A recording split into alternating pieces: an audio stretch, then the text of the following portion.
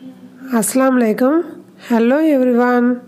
நம்ம இன்றைக்கி ரொம்ப சிம்பிளான ரொம்பவே டேஸ்டியான பிரெட் டோஸ்ட்டு தான் நம்ம செய்ய போகிறோம்.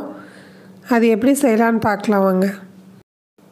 அதுக்கு கொஞ்சம் பிரெட் ஸ்லைசஸ் எடுத்து வச்சுருக்கேன். நம்ம பீஸாவுக்கு யூஸ் பண்ணுற மொசரல்லா சீஸ் வந்து திருவி வச்சுருக்கேன் 1 கப் அளவுக்கு. அதோட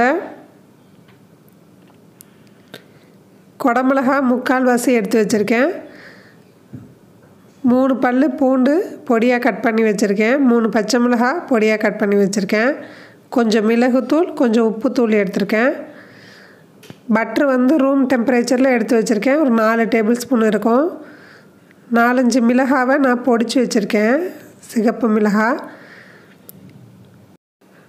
பட்ரு வந்து வெளியில் எடுத்து வச்சுருக்கிறதுனால இப்போ சாஃப்டாக இருக்கும். அதில் கொஞ்சம் மிளகுத்தூள், உப்புத்தூள் சேர்த்துட்டு நம்ம பொடியாக கட் பண்ணி வச்சுருக்க பூண்டையும் இதில் சேர்த்துடலாம். சேர்த்துட்டு இதை நல்லா மிக்ஸ் பண்ணிக்கலாம். இதை வந்து நம்ம ப்ரெட்டுக்கு மேலே ஸ்ப்ரெட் பண்ண போகிறோம். பூண்டு உங்களுக்கு ஃப்ளேவர் பிடிக்காதுன்னா நீங்கள் அது சேர்க்க தேவையில்லை. இப்போ கேப்சிகம் இதில் சீஸில் சேர்க்குறோம். அதோட பச்சை மிளகாய் உங்களுக்கு காரம் அதிகமாக இருக்கும்னு தோணுச்சுன்னா கொஞ்சம் கம்மி பண்ணிக்கோங்க பச்சை மிளகாய். இதுக்கு மேலே நம்ம அந்த பட்ரு கார்லிக் ஸ்ப்ரெட்டை இது மேலே நல்லா தடவிக்கலாம். இதில் வந்து நம்ம காரம் கொஞ்சம் அதிகமாக போடுறோம், ஏன்னா சீஸ் வந்து எல்லாத்தையும் டாமினேட் பண்ணிடும். இதுக்கு மேலே நம்ம அந்த கலந்து வச்சுருந்த சீஸு, கேப்சிகம் அந்த இதை வந்து மேலே வச்சுக்கலாம். இப்போது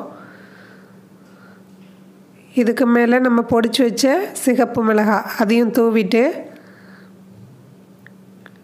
இதே மாதிரி நான் இப்போ 2 செஞ்சுக்க போகிறேன். பேன் வந்து இப்போ ஹீட் ஆகிட்டுருக்கு. அதில் நான் பட்டர் அப்ளை பண்ணியிருக்கேன். இப்போ இந்த அளவுக்கு 2 தான் வைக்க முடியும், அதனால் 2 செஞ்சு எடுத்துக்க போகிறேன். மைக்ரோ ஓவனில் செஞ்சிங்கன்னா 180 டிகிரி ப்ரீஹீட்டட் ஓவன் 3 நிமிஷம் வச்சு எடுத்திங்கன்னா போதும், நல்ல டோஸ்ட் ஆகிடும்.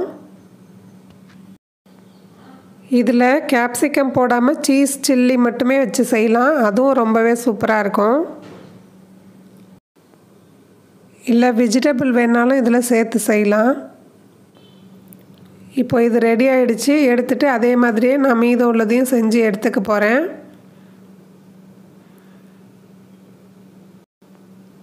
அவ்வளோதான், யம்மியான பசங்களுக்கு ரொம்பவே பிடித்தமான cheese chilli bread toast ready ஆகிடுச்சு. நீங்களும் இதை செஞ்சு பார்த்துட்டு எப்படி இருந்ததுன்னு ஃபீட்பேக் பண்ணுங்கள். தேங்க்ஸ் ஃபார் வாட்சிங்.